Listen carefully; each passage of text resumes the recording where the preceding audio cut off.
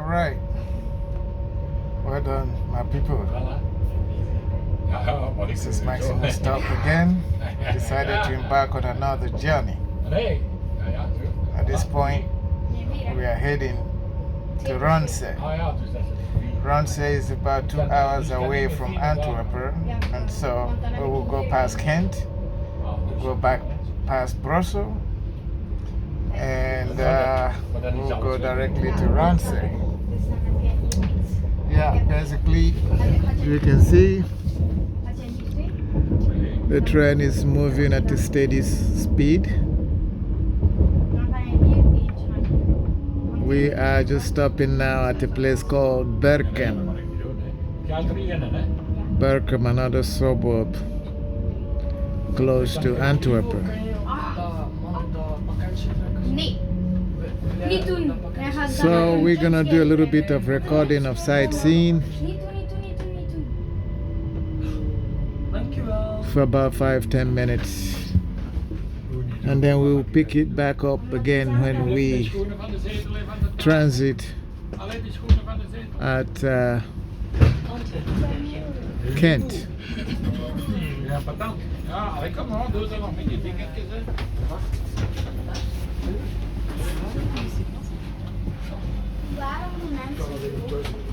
Oh, nou, ik wat anders zeggen.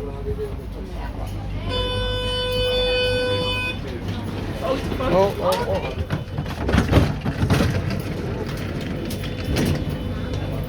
Maar dat knopje ook gewoon duwen.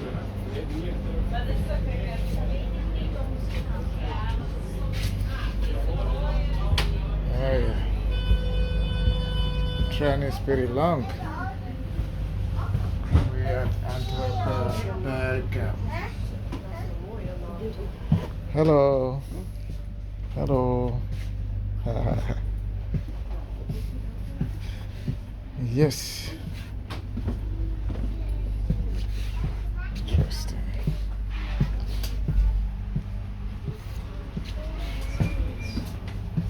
It's a pretty long one, pretty long train. It's a mass mover, this. And if you have a mass mover, you're going far, and in fact, you are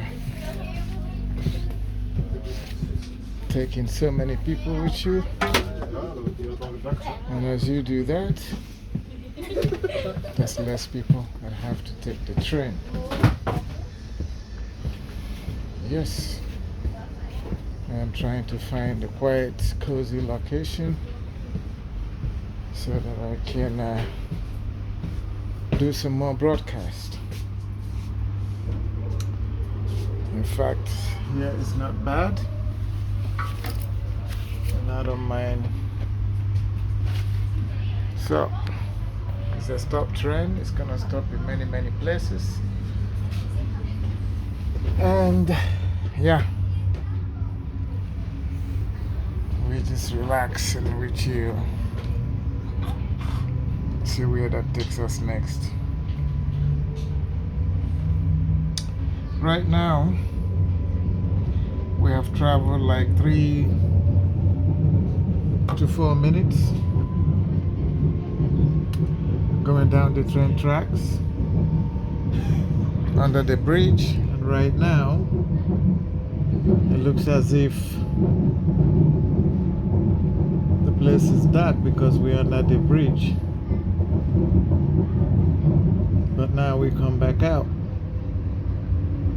Summertime is always beautiful because you get this greenery, thick greenery bush, and nice beautiful trees actually. It's not like some parts of the world where trees are shunned. In fact, people would like to cut off all the trees and build them houses. I'm so happy there are some places here that are still preserved for the growth of trees, and it's also part of good landscape because then it gives people a break from hard sunshine in the summer. And around places like this, they build like parks where people can sit down and they get fresh breeze from the trees. All intentional, all done to make life a lot better. Yeah. So what shall we say?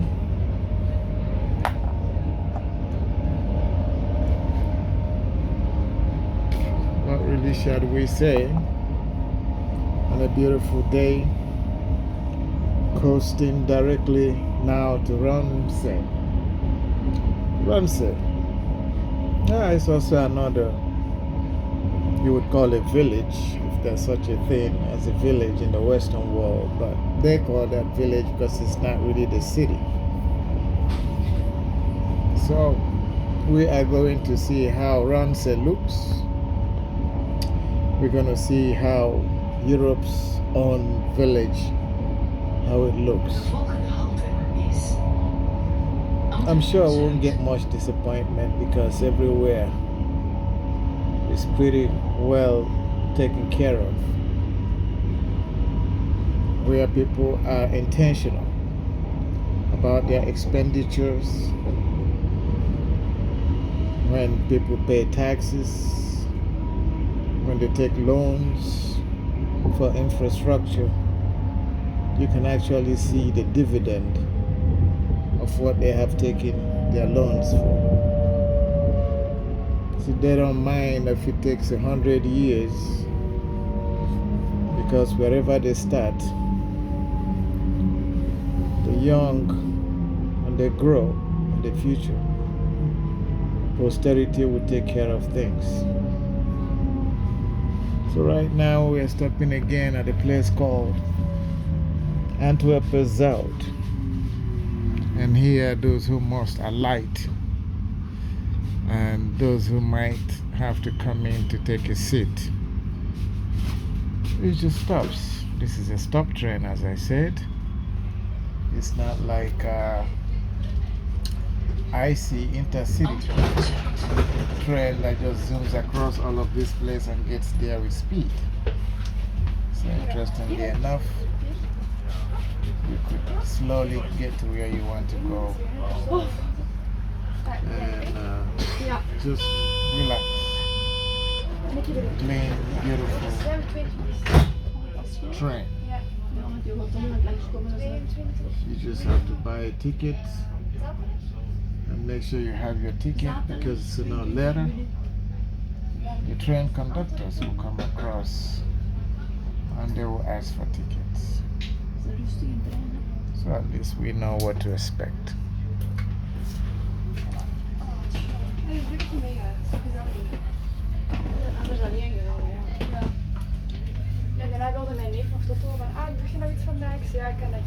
Yes.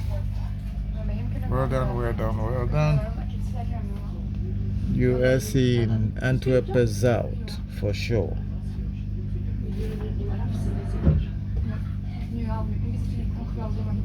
Along the train tracks.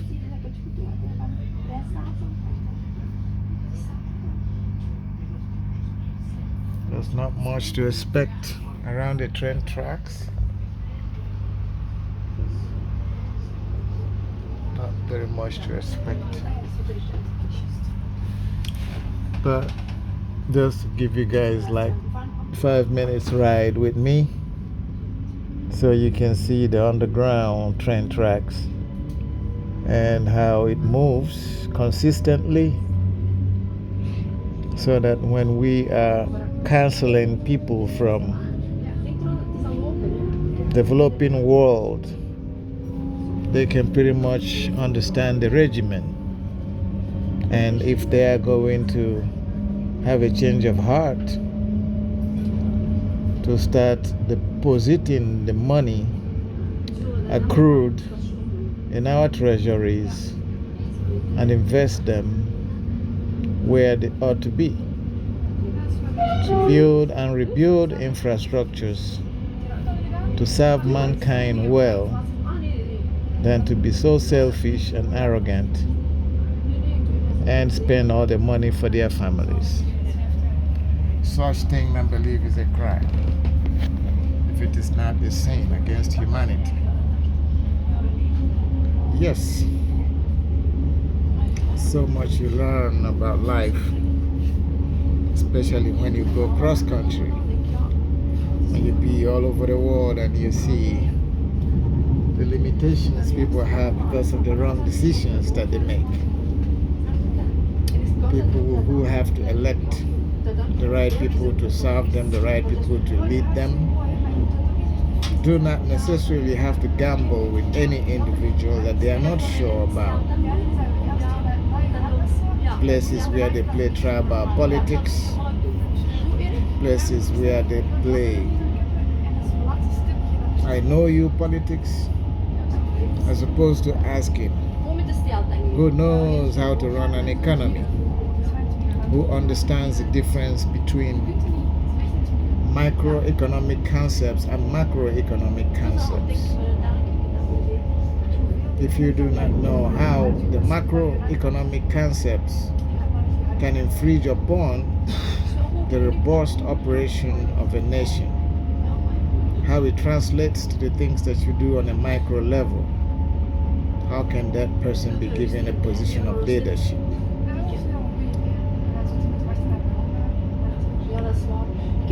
We have heard so many times that it is garbage in, it is garbage out. And we've heard about philosophers who continue to postulate that when you continue to do the same thing all over again, the same thing all over again, the same thing all over again, and you sit tight and expect to get a different result, that person must either be socially dysfunctional or mentally deranged. There has to be possibility for trying out things that are new on an experimental basis until you can find the perfect dose, until you can find the perfect solution for your nation's problems.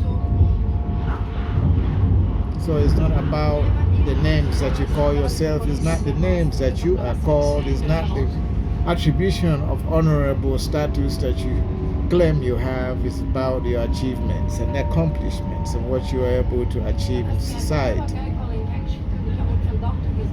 Oftentimes those who will do the job are sidelined, sometimes they are killed, because those who know who can do it know obviously that they cannot do it, but out of their greed want to just occupy the space.